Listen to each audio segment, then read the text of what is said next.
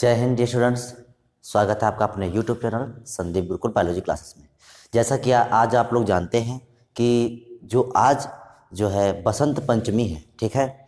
बसंत पंचमी में जो सभी छात्र और सभी शिक्षक मिलकर माता सरस्वती की पूजा करते हैं, ठीक है। तो हम माता सरस्वती से यही प्रार्थना करते हैं कि माता सरस्वती आप सब लोगों पर अपना आशीर्वाद बना रखें। तो चलिए बढ़ते हैं अपने अगले टॉपिक की ओर। तो देखिए, कल मैंने आपको पारिस्थितिक तंत्र या पारितंत्र, ठीक है, इकोसिस्टम की परिभाषा बताई थी, ठीक है। और इकोसिस्टम शब्द का प्रयोग जो वैज्ञानिक टेंसलर ने किया था ये भी बताया था। और हमने बताया था कि जो पारितंत्र है उसके दो घटक होते हैं, जैविक घटक और अजैविक घटक। आज हम जानेंगे अपने इस वीडियो में कि जैविक घटक और अजैविक घटक के कितने भाग होते हैं, ठीक है। तो यही टॉपिक आज हमारा है कि पारिस्थितिक तंत्र के घटक, कंपोनेंट्स ऑफ इकोसिस्टम, ठीक है। तो हमने बताया आपको पारिस्थितिक तंत्र के दो घटक होते हैं। नंबर एक जैविक घटक होता है और नंबर दो अजैविक घटक होते हैं। इसे इंग्लिश में बोलते हैं जैविक घटक या जैव घटक को बोलते हैं बायोटिक कंपोनेंट्स, और दूसरा है अजैव या अजैविक घटक को बोलते हैं एबायोटिक कंपोनेंट्स, ठीक है। तो देखिए, जो जैव घटक, ये चार्ट आपका बहुत ही ज्यादा इंपॉर्टेंट है, ठीक है, इस चैप्टर के लिए। क्योंकि अगर आपको ये चार्ट अच्छे से पता होगा तो आपको ये चैप्टर में लगभग 80% चीजें आपको बहुत आसानी से आ जाएंगी, ठीक है। तो जो जैव घटक है उस जैव घटक को 3 भागों में बांटा गया है, ठीक। तो जैव घटक में पहला जो इसका घटक है उत्पादक है, उत्पादक को बोलते हैं इंग्लिश में प्रोड्यूसर, ठीक है। दूसरा है उपभोक्ता, इसको बोलते हैं कंज्यूमर। तीसरा है अपघटनकर्ता, ठीक, इसे बोलते हैं डिकम्पोजर। और ये क्वेश्चन आपके टेट और सुपर टेट में भी पूछे जाते हैं, या कंपटीशन में भी जो भी टॉपिक हैं इनमें से क्वेश्चन आते हैं, मोस्ट इंपॉर्टेंट टॉपिक है आपका, ठीक। तो हमने यहाँ पर जाना कि जैव घटक 3 भागों से मिलकर बनता है, उत्पादक, उपभोक्ता और अपघटनकर्ता। तो यहाँ पर आप लोगों ने एक चीज देखी है कि यहाँ पर चाहे उत्पादक हो, उत्पादक में सभी हरे पौधे आ जाएंगे। कैसे? हरे पेड़ पौधे आ जाते हैं जिनको उत्पादक कहते हैं, अर्थात ये अपना भोजन स्वयं उत्पन्न करते हैं। उपभोक्ता में वे जंतु आते हैं जो अपना भोजन पेड़ पौधों अर्थात उत्पादक से प्राप्त करते हैं, ठीक। अपघटनकर्ता में सभी सूक्ष्म जीव आ जाते हैं। तो आपने इन सबको देखा कि यहां पर जितनी भी चीजें बताई गई हैं यहां पर सभी जीवित जीवों के विषय में बताया गया है, इसीलिए इसका नाम रखा गया है जैव या जैविक घटक। जैविक घटक का मतलब क्या है? जो ऐसा पारिस्थितिक तंत्र का घटक जिसमें सभी जीवित चीजें आती हैं, तो इसलिए इसको कहते हैं जैव या जैविक घटक, ठीक है। तो जैविक घटक में 3 चीजें आती हैं, उत्पादक, उपभोक्ता और अपघटनकर्ता, ठीक। अब जो उपभोक्ता है, जो कंज्यूमर है, ये 3 प्रकार के, मुख्यतः 3 प्रकार के बताए गए हैं कंज्यूमर। कौन कौन सा है? नंबर 1 प्राथमिक उपभोक्ता, नंबर 2 द्वितीयक उपभोक्ता और नंबर 3 तृतीयक उपभोक्ता, ठीक है। Primary consumer, secondary consumer and tertiary consumer. तो देखिए, प्राथमिक उपभोक्ता में सभी शाकाहारी जंतु आते हैं। शाकाहारी जंतु क्या होते हैं? जो सीधे पेड़ पौधों अर्थात उत्पादक से अपना भोजन प्राप्त कर, शाकाहारी जंतु। द्वितीयक उपभोक्ता क्या होते हैं? तो ऐसे मांसाहारी जंतु जो प्राथमिक उपभोक्ता से अपना भोजन प्राप्त करते हैं, तो मांसाहारी अर्थात द्वितीयक उपभोक्ता कहलाते हैं। तृतीयक उपभोक्ता क्या है? तो ऐसे मांसाहारी जंतु जो द्वितीयक उपभोक्ता से अपना भोजन प्राप्त करते हैं, उच्च मांसाहारी या तृतीयक उपभोक्ता कहलाते हैं। ये चार्ट आपका मोस्ट इंपॉर्टेंट है। और जैसे आपसे क्वेश्चन पूछ दिया गया कि बताइए अपघटनकर्ता, या किसी भी बैक्टीरिया का नाम दे दिया गया कि बताइए ये बैक्टीरिया जो पारतंत्र में किस घटक के अंतर्गत आता है, तो बैक्टीरिया है वो अपघटनकर्ता के अंतर्गत आएगा। अपघटनकर्ता जो है वो जैविक घटक के अंतर्गत, पारतंत्र के जैविक घटक के अंतर्गत। मतलब जितनी भी जीवित चीजें हैं सब आपकी जैविक घटक में आएंगे, ठीक। तो ये देखिए, यहां पर उपभोक्ता के विषय में जाने, प्राथमिक उपभोक्ता क्या है, द्वितीयक उपभोक्ता क्या है और तृतीयक उपभोक्ता क्या है। अब जानेंगे अपघटनकर्ता, इसे बोलते हैं डिकम्पोजर्स।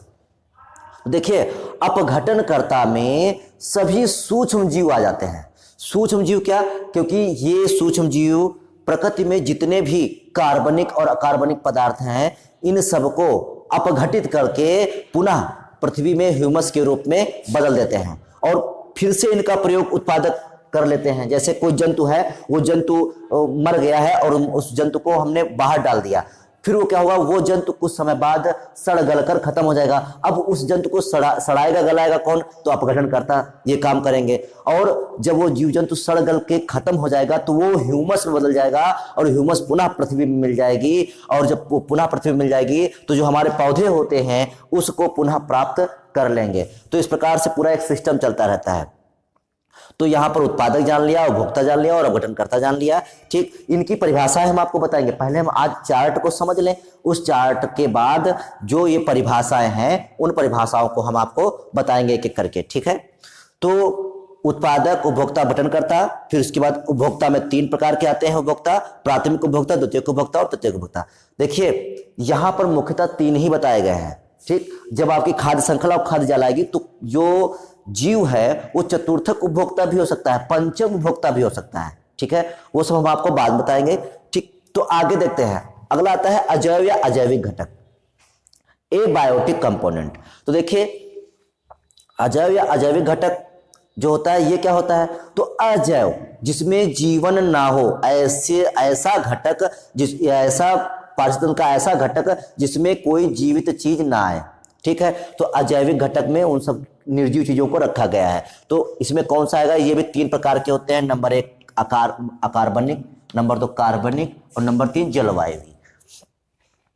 आपसे ये क्वेश्चन पूछा जाएगा कि जो मृदा है, मृदा जो अजैविक मतलब मृदा जो है वो पारतंत्र का कैसा घटक है, तो अजैविक घटक है। मृदा को किसके अंतर्गत रखा गया है, तो मृदा को अकार्बनिक के अंतर्गत रखा गया है। ठीक है, तो इस टाइप से आपको क्वेश्चन आते हैं कंपटीशन में। तो देखिए अकार्बनिक ऐसे घटक, अजैव घटक के ऐसे घटक जिसमें कार्बन ना हो, जैसे nitrogen, phosphorus, calcium, CO2, oxygen, मृदा, जल। तो ये सब कैसे हैं, इसमें कार्बन नहीं पाया जाता है। लेकिन एक चीज अपवाद है, CO2, carbon dioxide. Carbon dioxide gas को अकार्बनिक में शामिल किया गया है। ये कभी कभी क्वेश्चन पूछता है कि CO2 को जो है पारतंत्र में कौन से घटक में शामिल किया गया है। तो देखिए CO2 को वैसे तो कार्बनिक में होना चाहिए, लेकिन कार्बनिक में न रखकर इसको अकार्बनिक में रखा गया है। अकार्बनिक में क्यों रखा गया है, क्योंकि जो CO2 है इसका प्रकृति में चक्र चलता है, इसका प्रकृति में साइकिल चलता है, इसलिए CO2 को अकार्बनिक में रखा गया है। ठीक है, कार्बनिक में नहीं रखा गया है। तो ये अपवाद स्वरूप इसमें अकार्बनिक में है, इसको जरूर ध्यान रखेंगे। ठीक है, मृदा किसमें है, तो अकार्बनिक में है। जल किसमें है, अकार्बनिक में है। ठीक, अब दूसरा आता है कार्बनिक। तो ऐसे घटक, अजैव घटक के ऐसे घटक जिसमें कार्बन मौजूद होती है, जैसे प्रोटीन हो गए, वसा हो गया, क्लोरोफिल हो गया, न्यूक्लिक अम्ल में क्या आ जाता है आपका DNA, RNA, ये दोनों न्यूक्लिक अम्ल होते हैं, विटामिन है। तो ये सभी चीजें किसमें आ जाती हैं, कार्बनिक में आ जाती हैं। और आपको बता दें जो कार्बनिक होता है वो अकार्बनिक से मिलकर ही बनता है। जैसे कार्बनिक में मान लेते हैं, जैसे यहाँ पर लिखा है ग्लूकोज, कार्बोहाइड्रेट लिखा है, जैसे मान लेते हैं कार्बोहाइड्रेट। तो कार्बोहाइड्रेट का क्या हो, सूत्र हुआ C6H12O6। अब देखिए इसमें कार्बनिक, तो देखिए कार्बनिक तो है, साथ में कार्बन है, लेकिन यहां पर हाइड्रोजन भी है, ऑक्सीजन भी है। तो हाइड्रोजन और ऑक्सीजन जब मिले तब एक पदार्थ बना जिसको क्या कहा गया, कार्बनिक पदार्थ। तो इससे क्या हम समझ गए कि जो कार्बनिक पदार्थ होते हैं उनका निर्माण अकार्बनिक पदार्थों से ही होता है।